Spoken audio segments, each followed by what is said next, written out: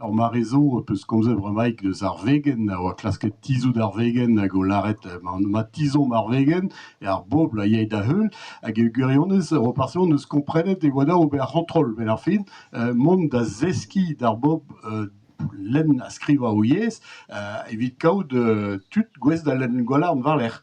An dra zo tro ar bloavezhioù seiz varnugen l'er o deus sachet tu ben ar fin. Ya, pez a lavare pierret giltaou d'ar poent en eus komprenet e vije ket avalar gant al enegez, ma felle deoc'h ober an drabennak vid ar brezhounek hag e oa da deskiñ lenn d'an dud, kinnig trawal da lenn dezho.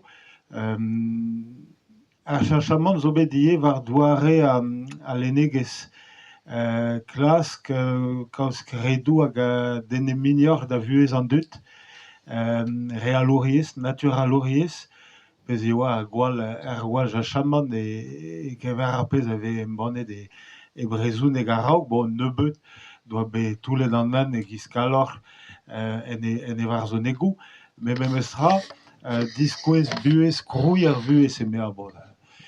Met diskouez buhez an dud en eus kredoù, el enegez, diskouez krouiñ vuhez gad, bon, anv vod ar randaket ivezator doetus, met tout ar pezh o vez graet gant kanat e gwallar ar brezhounek eeun.